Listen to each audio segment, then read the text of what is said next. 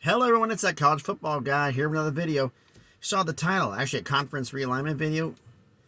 We've heard the stories coming out there. Oh, UNLV is a possible candidate for the Pac-12. Like, UNLV? Now, I've lived in Vegas for 40 years.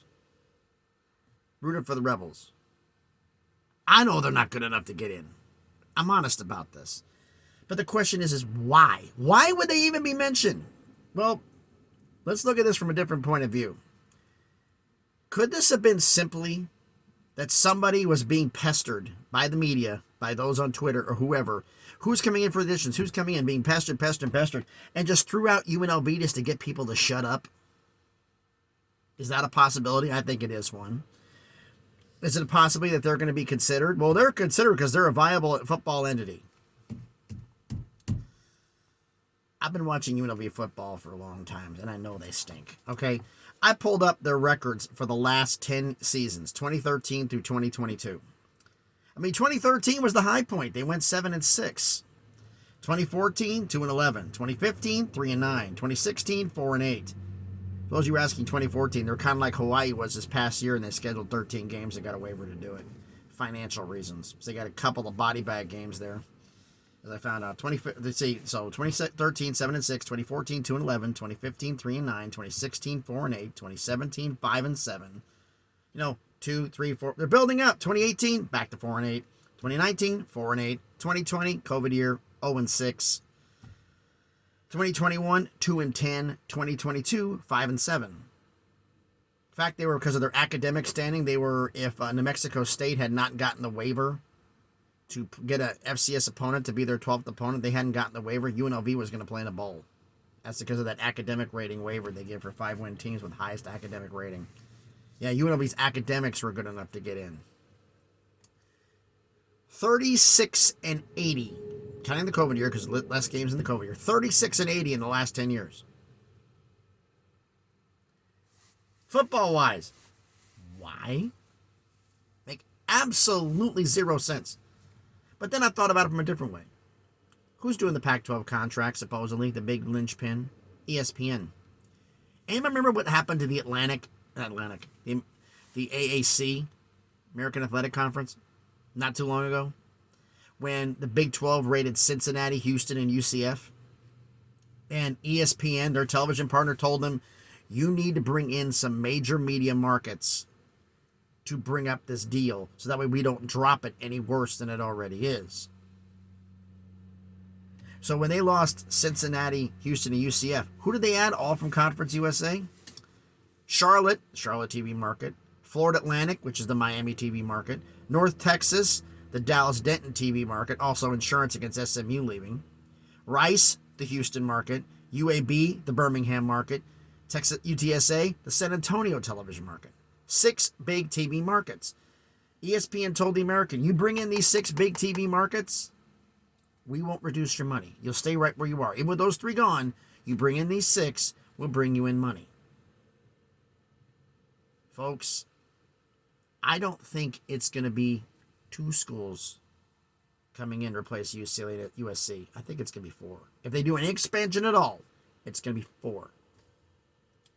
Because you'd have to get 4 major TV markets to bring it in. Fresno State, it's not exactly a huge TV market, but it makes sense. SMU, you bring in for the chunk of the Dallas market, and there's Atlanta. The AAC already has insurance because they already have North Texas. You bring in San Diego State, and you bring in UNLV for the Vegas TV market. The one thing we're forgetting here, I said in the past I thought the academics were running this. But if they're really desperate for money, ESPN and the TV partners are going to call the shots. And that means they're going to want one thing, the most money. What can bring them the most money? The most eyeballs. Who has the most eyeballs?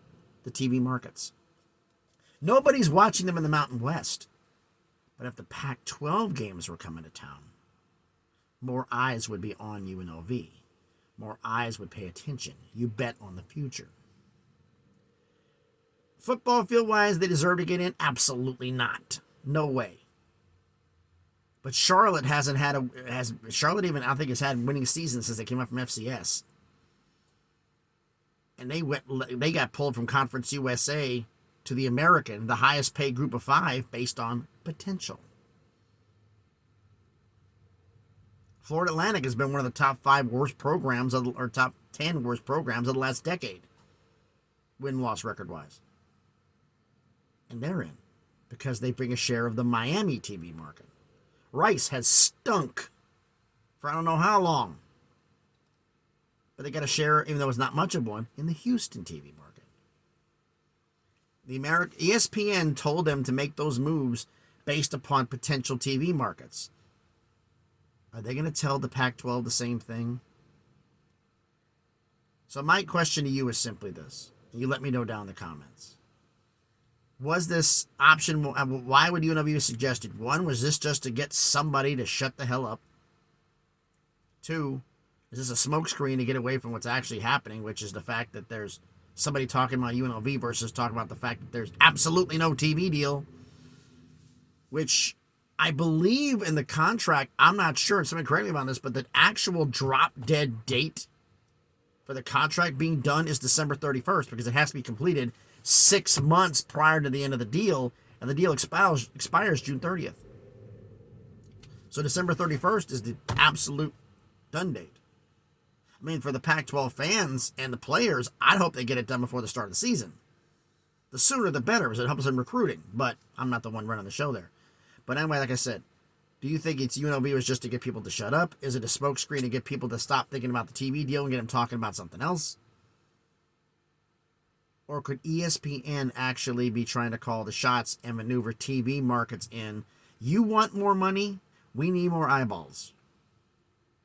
If you're going to expand afterwards, you sign the deal, but back channel, no proof, no in writing, you got to bring in 4 TV markets to make up for the 2. Losing LA, you will get less money, but you're not going to get bottomless. We will kick in a little bit more through Amazon or whoever, but we need more markets. And I'm willing to bet Amazon